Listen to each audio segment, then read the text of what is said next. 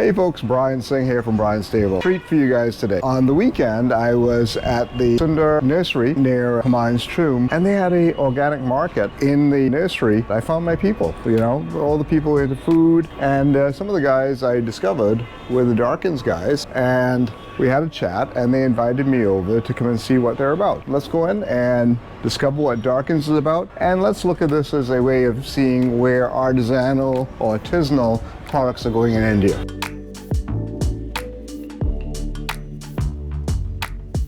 Hi Brian, how are you doing? Nice to meet you, Prajne, and I want to learn all about Darkins. So Prajne, tell me how Darkins came to be. So Darkins is, the genesis was almost 8 years back when Richa, she's my founder and partner in business. She sort of realized that, that chocolates being made in India and the ones being brought in from Europe are very, very different. And there's this whole craze or demand for European chocolates unlike the Indian ones. And, people would travel internationally, they would bring in chocolates from Switzerland, Germany, Europe, all over. That really was a thing, and it made her question, that what's happening, why are Indian chocolates not considered at par with the global peers? And that's where she started delving into chocolates, learning about chocolates. Darkins didn't start right away. It started about 4 years ago? That's right. I was working in Pune at that point in time. Right. What were you working at? I was a financial analyst. There you go, people. You don't need to have a background in cooking to actually get into this business, right? Oh, absolutely. Right? It's been a learning, it's been a continuous learning for the last 4 years. So Richa and I met through common friends. It was pure serendipity. We met for the first time. Right. And she was able to convince me that I should travel with her to the farm, see how chocolates are made. We traveled all the way to Andhra. We went to Eluru, which is the Godavari districts of Andhra. Right. And we went to Karnataka, Puttur, we went to Pollachi, which is Tamil Nadu. We also went to Bangalore and Hyderabad to see how factories are, how chocolates are actually made. We went to Pondicherry as well. During that journey, I got convinced that, this is something absolutely worth exploring. Right. At a cafe or a restaurant, to give us a tiny table or a space. Right. And we would just go and stand there and get people to try the chocolates. Right. But it happened, and that gave us a lot of confidence. We met some brilliant people along the way. Right. Some of them who have been supporting us till today. So we're going to go inside. So we'll start from the first step, which is how the beans are stored, where they come from, and we, as you can see, we have some gunny bags over there, the brown colored ones, and likewise we have some gunny bags over there. Right. This is where we are storing all the dry raw material. These are beans which are coming from a place in Andhra and another place in Karnataka. Okay. At what altitude are these cocoa estates? So this is approximately 300 to 400 meters above sea level. Okay. And this is a fairly temperate tropical climate over there. And these beans it grows in a slightly humid region.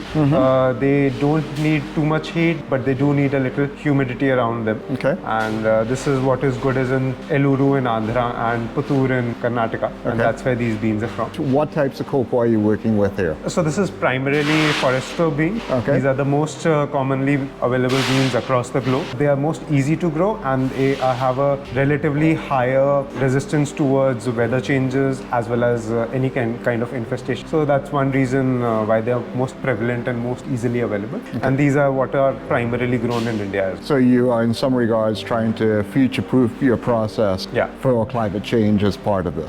As best as possible, would you say? I think it's been a natural progression in the industry itself. Right. That anything which is more resilient tends to be more prevalent or easily available, and that is why farmers are probably more keen on working with a Forestro than a Trinitario or a Criollo.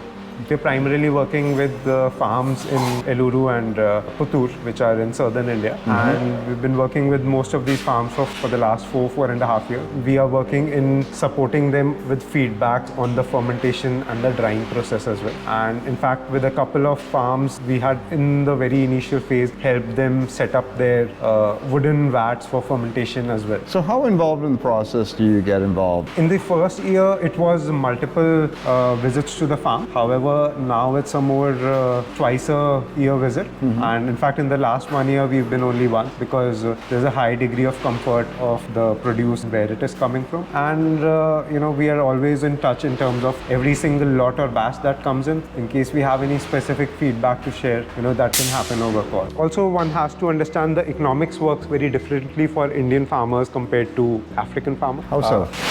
One, for African farmers, it's their primary crop, and for the Indian farmers, it's a secondary crop. And the primary crop could be coconut, it could be bananas, it could be palm. The focus of the Indian farmers on the beans was very, very different till a decade back or 15 years back. Only in the recent years, as the demand for great quality chocolates has come in, chocolate makers like us and others have started working very, very closely with the farmers. Right now, bridging that gap of understanding and learning. And the whole industry is working towards in that direction. So in some regard, you do have the benefit of knowledge from previous generations and all the learning from Africa and earlier generations here. Yeah. So I'm just going to ask, is there anything that you feel that India is doing different than other places right now as a result of having that breadth of knowledge? In that sense, what's happening at Indian farms is they are much closer to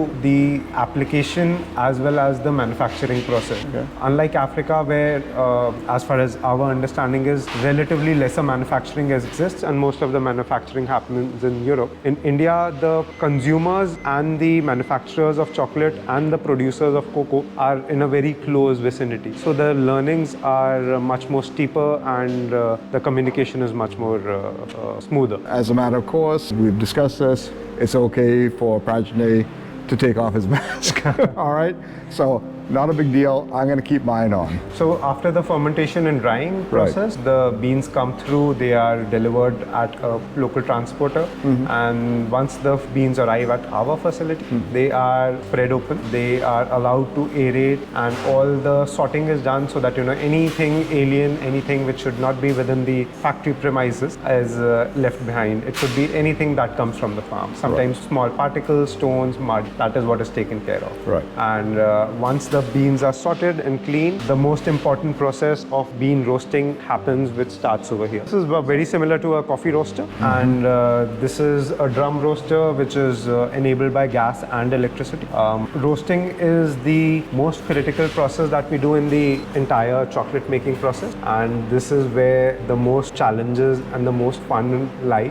On a given day, when we get a fresh batch, we can end up running 7 to 8 and sometimes even a dozen trials to understand where the sweet spot lies. Wow. And this is something which we do as a panel. We sit together to discuss how the chocolatiness is, how the astringency is, how the acidity is, and what kind of chocolate we think we want to come out with this batch. Every bean does have a different role to play. You may want to make 85% cocoa, a chocolate bar, as a 70% one. So those are the variables that you're working with based on where the beans are coming from. So primarily the roast is what we are trying to work, where we want to control the acidity and the astringency, bring out the chocolatiness, and at the same time enhance the notes which are in the cocoa apart from the chocolate notes. So that is what we are trying to work on, and it usually takes 2 to 3 days to arrive at that particular sweet temperature and the timing of it, and it is usually between 120 to 140 degrees, and anywhere between 20 minutes to 30 minutes, again depending on what kind of cocoa has. And that's Celsius, right? That's Celsius. Do you do the testing with the actual unit, or do you do it with a smaller unit? No, we actually use it in a oven which is right here. Right. We use multiple batches of 1 to 2 kgs in the roaster to understand what we want to do. So this is how the raw beans are. They are 2 different origins. This is from Andhra, this is from Karnataka, and these are one's much smaller than the other one. The size does play a role. One is primarily there is a higher wastage in a smaller bean, and the consistency of roast can vary between the two. That is why we have to understand where the sweet spot lies in a certain temperature and time. This is where the cracking and the winnowing happen. Once the beans are roasted, there is a husk on top of it which needs to be removed, which is is inedible, and for removing that part, the beans are fed into a cracker winnower where the beans are broken down. It's called cracking container lid right there, and the cracking container right there. That's right. No, it's labeled, okay, folks? So there's a suction here which pulls the very lighter husk behind, and it is collected in this bag at the bottom. And the nibs, which is the edible part, which is a much more heavier, denser part, is collected right at the bottom under here. So this is the husk. This is the part which is inedible actually, and these are the nibs, which is actual chocolate. This is cocoa beans as real as it gets in its best edible form. Right. You can try this if you like. I'm gonna have a little bit here. I'm gonna have one piece. Need to get my mask down for that one. Oh, it's a cocoa nib. It tastes nice and roasty. Yeah.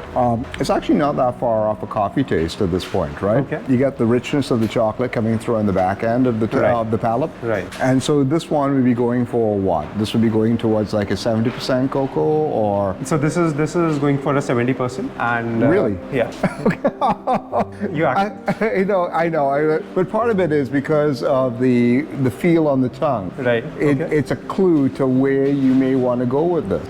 So to me. once the beans are roasted, more often than not, they are used for anything across the spectrum, unless there's a very specific reason for which we may or may not use it. For, let's say, for a 95. But otherwise, anything goes into anything once the roast profile is decided. Okay. And this is a hand sorting procedure before it goes into the roaster? Yes, that's right. Okay.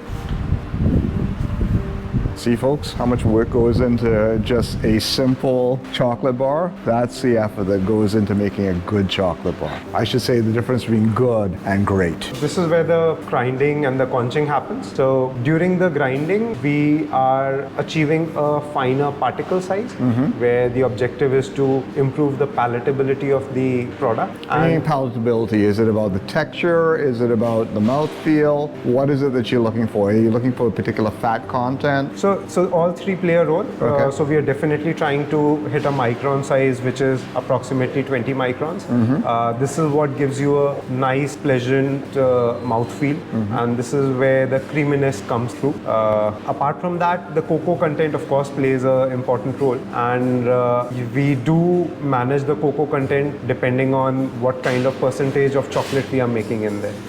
Limitations, to paraphrase, limitations enable creativity. Yes. So in our journey till now, everything that we produce inside this kitchen is completely vegan, it's completely gluten-free, and it's completely natural. Often how chocolates have been made, they've been made with a lot of ingredients. But if you just impose few restrictions on you, then you end up realizing that probably a lot of those were actually not required in the process at all. They do make life simple in some way, but it creates a more creative, a more fulfilling, chocolate. A number of people I know, they're trying to get away from refined sugar. True. So are you also using more local Raw sugars sugar, yes. and raw sugars? Yes. Do you use jaggery in any of your things? So we use something called khansari, which is between refined sugar and jaggery. It does have a certain profile of jaggery and molasses in there. Less refined sugar means less fructose and easy on the gut. True that. Right? So we always have to think about that. Very, very important critical step of flavor development is being achieved over here. Or an acidic chocolate is not something which is favored by the consumers. You want your chocolate to be very smooth, very creamy, and this is what is being achieved in the process of conching. It's a slow cooking process where the temperatures are anywhere between 70 to 80 degrees. The chocolate is being slowly cooked, slowly prepared for a good 20 to 30 hours, depending on the kind of cocoa beans that you receive. The flavor has been evolved, the astringency has been lost, and a great chocolate comes through to us. So the time gives you the chance to give the even distribution of the chocolate particles. Yes. at a very similar level. Yes. Okay, yes. so you want to get smooth chocolate. That's a little that's a device right there. Once the liquor has been conched and grinded over here, we use these certain stone grinders. Oh wow! So these are granite stones. These were effectively used in the dosa batter making process, which in South India is almost like a household equipment. Right. And rice and pulses are grinded into it to make certain idlis and dosas. Right. However, it has been improvised in the last 20-25 years. A lot of dosa making batter machines have now been exported across the globe and are now being used for making chocolate. So that is India's contribution to craft chocolate.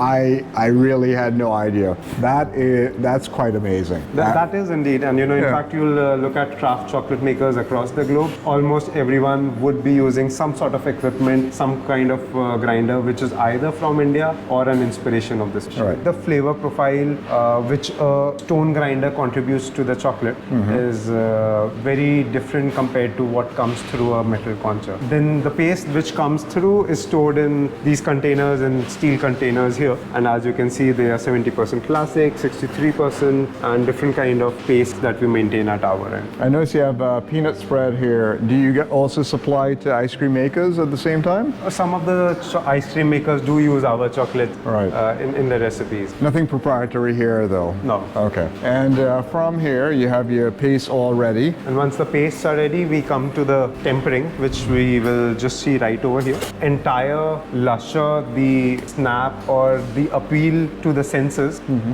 is arrived in this particular process. So you can make a great chocolate, but if it is not well tempered enough, it won't be appealing to the senses in the same way. To talk a little more scientifically, what happens here is there is a molecular rebonding which happens in such a way that it creates a very smooth finish for the eyes, the shine that we see on a chocolate, the snap that we see or we can hear when we break one, or how the texture or the mouthfeel of the chocolate is on eating. What's the rationale for marble for the viewers here? So it gets cooler much faster. So when we are melting the chocolate and we want to bring down the temperature, it's easier to do that on a marble because the stone itself is cooler than the room temperature also. Are you going through the extra distance to make sure you have a blueberry chocolate bar? Are you using organic blueberries? So the three ingredients, the butter and the cocoa and the sugar, these are completely natural. And when it comes to blueberries, we do use real blueberries, but or if it's a pineapple, we do use a real pineapple, but we do not know whether it's completely organic or completely naturally grown ingredient or not. That is something which we do not do right now. So we do sell a lot of chocolates directly to consumers through pop-up and through our website, of course. And apart from that, we work through gourmet retail stores. We sell through around 100 odd stores in the country and few online stores as well. Plus around 30% of our business is with bakers and chefs who are using our chocolate in their recipes. It could be ice creams, it could be croissants, it could be baked, it could be cookies. The chocolates are being applied in numerous. Okay, just as an inspiration for anybody out there who wants to be starting a food business, listen to guys like this. No, honestly, because, for a lot of people, they don't realize that level of hard work that's required. Yeah. And I know it's a deterrent for a lot of people because it does take a lot of time and effort to get these things together. He's trying some experiments with some jellies. Oh, okay. This is an orange one that he's exploring right now. So this over here is your product line at this point? Yes, that's right. So you have your classic, you have fruit, Rice Krispies, pineapple and paprika, very interesting. Which would be your best sellers here? So that would be cranberry chili, and the orange does excessively well, and the pineapple paprika, which is right over there. And this is something very interesting. This is something very Indian that we do. Banana pan. Yes. Right. So these are beetle leaves which have been used in it's a after dinner appetizer or Stimulant. mouth freshener. Let's be honest, but the narcotic effect on this one is minimal because you're using the leaves, Yes, right? yes, Okay, that's so right. keep that in mind. But that'd be a very interesting flavor. But I'm going to also ask, so how much of the fruit that you have here is sourced from India, and do you have any other sources outside of India? So the only sourcings that are from outside of India are the blueberries and the cranberries. Everything is actually Indian, including the coffees, the oranges. They come from a place in Haridwar. The peppermint oil is actually a peppermint extract. The pineapples come from a place near Assam, and the salt is actually a river salt. This is from a place called Sanikatta in Karnataka. This is not a sea salt. This is a river salt. Wow. And this is used for medicinal properties. It has medicinal properties. Right. And then you have your standard range here of bars by cocoa content. That's right. And you have some spreads too. Yes. Right. And So that's a peanut, and then we've got a hazelnut as well. This is a hot chocolate blend, Right. and then we have here fruits and nuts coated in chocolate. okay. Wow. So the first one we're trying is which one? This is the pan. This is 63% dark chocolate. A little bit of pan here. No betel nut in this. This is the one right there. One of the things I like about the pan is that tobacco-y flavor. Okay. Love the flavor. Is it just the pan and chocolate in here? No, we've also got fennel in there, and we've got a little bit of rose in there. Okay, so you put in what you typically get like an after-dinner pan into that chocolate bar. That's right. That's brilliant. This is the thing I do love is that you are able to express who you are, right, and how you grew up through just the art of making chocolate. Yes. Yeah. It's a brilliant representation of. It's brilliant. It really is. All right, so let's try the cranberry chili. So this is 70% dark. The cocoa is from Eluru, Andhra, and the cranberries are American, and the chili is one of the hottest chilies in the world, which is ghost chili or Naga chili. This grows in north. Okay. Takes a while for the chili to come in, but it keeps you waiting. It comes in and it inhabits the back end of the palate and really out to the acid receptors off to the side, and then it starts to take over the roof of your mouth. True. Right? So that's a particular progression you're going to get. The cranberry there, it adds the tartness, balances off and plays with the bitterness of the chocolate, and the chocolate has a beautiful texture and a beautiful snap. So just a lovely combination here. So this one is the 55% dark Sanikatta salt. One thing is for Western palate, they tend to put a lot of salt in food in India. Right? They also have the black salt here in India that does give you that egginess. It's a little pungent. This is a whole different lead. You get the minerality of the salt. There's no doubt about that. Yeah. But it works so well with the sweetness, right? And this particular salt, this is not very sharp. No. Unlike a sea salt, the same quantity would be a lot sharper. Right. It really is quite a mellow one. It is very much so. Sometimes people want to do the salted caramel bars, and it's like, could you have just not put that much salt? But this is just, I can see how much effort went into that to get that level of balance, because it's there, but it's not aggressive or assertive. Right. It's doing what it's supposed to do. Right. The last one we're going to sample. So this is the sweetest one that probably we're going to taste today. And so this is Citrus Blast. This is a Citrus Blast. This is a orange jelly coated in chocolate. Okay. And orange jelly is actually orange juice. This is real orange juice which has been cooked into a jelly.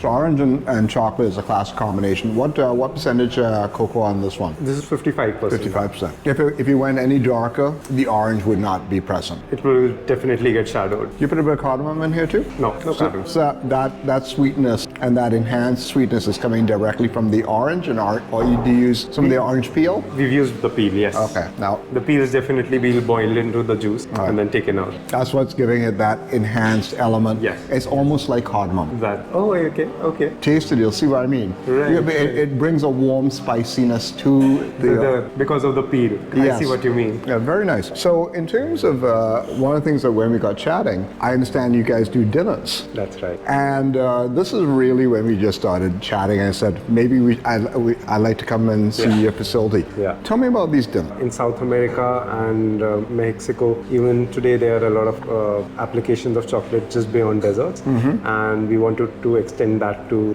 that is sort of our interpretation of a lot of dishes that we serve there. So the overall, in short, the crisp idea was to extend the application on how chocolates can be perceived. We were very excited to partner with Chef Smriti Iyer for this one, and we decided on an 8-course meal, which was all around chocolate, and it starts with cocoa brew. It ends with a very intense small dessert, which is almost 90% cocoa in there. Right. So over the course of the meal, the intensity of the cocoa or the chocolate grows, and every single dish which is served on the menu has an element of cocoa in there.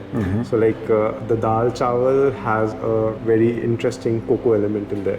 There is a brioche which is served with cheese, but it has a chocolate element to it. Wow. It's a vegan meal though. No, this meal is not vegan, not in toto. So because your chocolates were vegan, Yes. was there a push to maybe do a vegan version of these dinners as well? Because again, this is India, and places have separate microwaves. That's right. That's right. right. Yeah. So this is this the first dinner of this type that you're doing, or you've done before? This is the first edit of something like that, and the kitchen was completely completely set up just for the particular edit, and the factory was turned into a diner. We had the whole setup completely altered, and the dinner was right in the middle of the factory. So, and to answer your question, we did have a couple of people asking, if it can be a completely vegan meal, but that is something we're going to look at at this point in time. We did have an element of dairy involved. I find that very interesting that you actually have the ability to take your base product and start to extend it into ways that are very non-traditional here in India, right? Because I'm going to guess that there's not many savory dishes that would even consider chocolate, right? Absolutely. And so you are creating some new forms of cuisine here. Right.